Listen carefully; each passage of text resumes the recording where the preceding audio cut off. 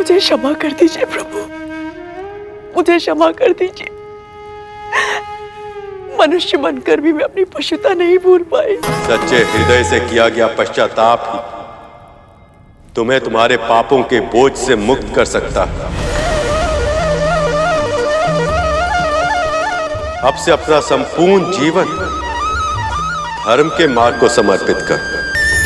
बड़ी माँ भी यदि मन से पश्चाताप कर ले तो शायद नाग भाइयों को जीवन दान मिल जाए। पिताजी की इस कथा ने मुझे इतना मोहित किया है कि मुझे इसके पात्र अपने लगने लगे हैं। स्वामी, मुझे भी जीवित पुत्र का व्रत करना है, मुझे विधि बताइए आप। सबसे पहले आप भोर में उठ के स्नान करके स्वच्छ वस्त्र धारण कीजिए। उसके बाद कुशा से बनी प्रभु की प्रतिमा को पुष्प, दीप, चावल आदि अर्पण कीजिए। और आप चाहें तो प्रभु की प्रतिमा मिट्टी या गोबर से भी बना सकती। उसके बाद चील और सियार की मूर्ति बनाकर उनके माथे पर लाल सिंदूर का टीका लगाएं। उसके साथ ही देवी को 16 पेड़े और 16 दूब की मालाएं, 16 गांठ का धागा और श्रृंगार का सामान अर्पित कीजिए। फिर आप जीवित पुत्रिका की व्रत कथा सुनिए या कहिए। इस प्रकार जो भक्त इस व्रत को विधि विधान से करते हैं उनकी सारी मनोकामना पूर्ण होती है। इस व्रत को अश्विनी माह के कृष्ण पक्ष की अष्टमी तिथि को किया जाता है। सप्तमी को नहाय खाए होता है। फिर अष्टमी को निर्जला व्रत रखने के बाद नवमी को सूर्य को अर्घ देकर प्रभु की पूजा की जाती है।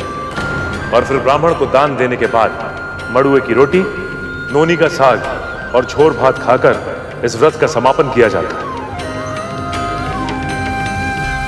यह बहुत ही कठिन व्रत है कद्रू।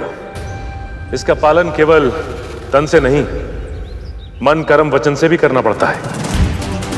मैंने ये व्रत कभी किया नहीं है।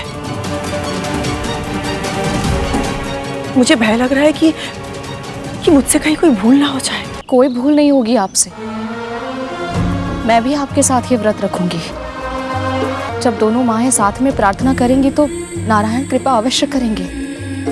आप दोनों व्रत पर ध्यान केंद्रित कीजिए। पूजा की सामग्री मैं इकट्ठी करता हूँ। जब तक आपका व्रत चलेगा तब तक हम अपने भाइयों की रक्षा करेंगे माँ। जी माँ, हम अपने भाइयों का ध्यान रखेंगे।